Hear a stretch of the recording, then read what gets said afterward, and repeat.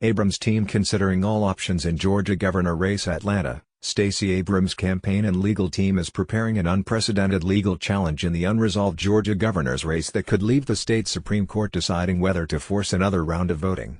The Democrats' long-shot strategy relies on a statute that's never been used in such a high-stakes contest. It is being discussed as Georgia elections officials appear to be on the cusp of certifying Republican Brian Kemp as the winner of a bitterly fought campaign that's been marred by charges of electoral malfeasance. Top Abrams advisors outlined her prospective case to the Associated Press, stressing that the Democratic candidate hasn't finalized a decision about whether to proceed once state officials certify Kemp as the victor. That could happen as early as Friday evening. Allegra Lawrence Hardy, Abrams' campaign chairwoman, is overseeing a team of almost 36 lawyers who in the coming days will draft the petition, along with a ream of affidavits from voters and would-be voters who say they were disenfranchised. Abrams would then decide whether to go to court under a provision of Georgia election law that allows losing candidates to challenge results based on misconduct, fraud or irregularities, sufficient to change or place in doubt the results. The legal team is considering all options, Lawrence Hardy said, including federal court remedies. But the state challenge is the most drastic. And some Democratic legal observers note Abrams would be dependent on statutes that set a high bar for the court to intervene. She already faces a narrow path to the governor's mansion. Unofficial returns show Kemp with about 50.2% of more than 3.9 million votes. That puts him about 18,000 votes above the threshold required to win by a majority and avoid a December 4 runoff. The Associated Press is not calling the race until state officials certify the results. Abrams would assert that enough irregularities occurred to raise the possibility that at least 18,000 Georgians either had their ballots thrown out or were not allowed to vote. Lawrence Hardy told the AP that Abrams will weigh legal considerations alongside her belief that many of her backers, particularly minority and poorer voters who don't regularly go to the polls, heeded her call to participate and ran into barriers.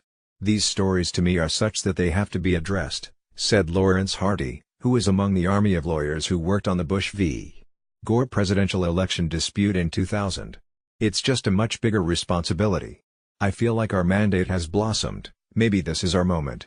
Kemp, who served as the state's chief elections officer until 2 days after the election when he resigned as Secretary of State and declared victory, has maintained that any uncounted ballots won't change the outcome.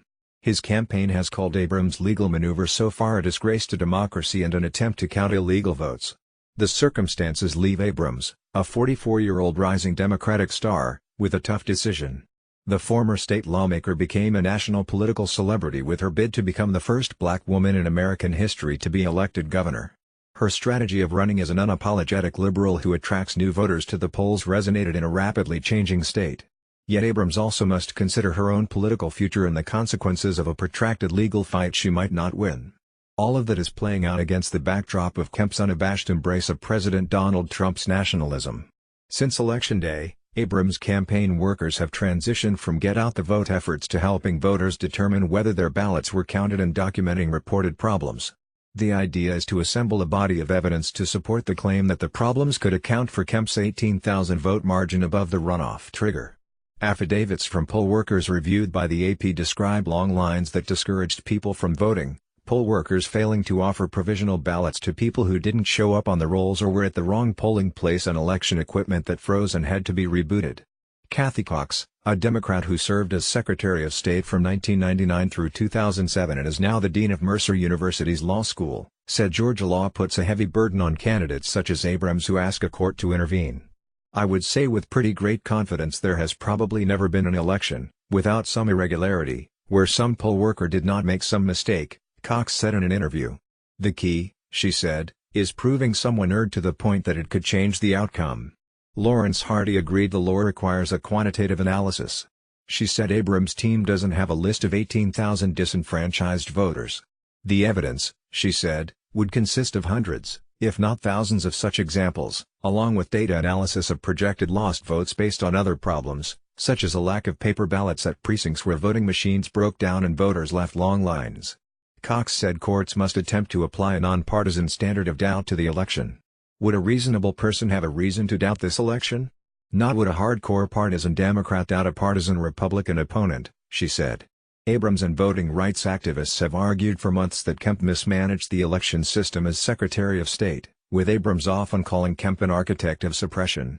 Under Georgia law, Abrams could file a challenge against Kemp or his successor as the Secretary of State. The challenge must be filed within 5 days of certification in a trial court of the county where the chosen defendant resides.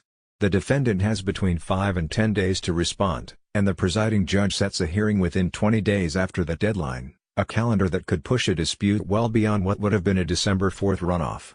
If the judge determines the election is so defective that it casts doubt on the results, the judge can declare the election invalid and call a new vote among the same candidates. Cox called that the real extreme remedy. A more surgical course, she said, would be to affirm irregularities but only order that certified results be reopened and recertified once those problems are remedied. The judge could then declare a winner or order a runoff if the results are close enough.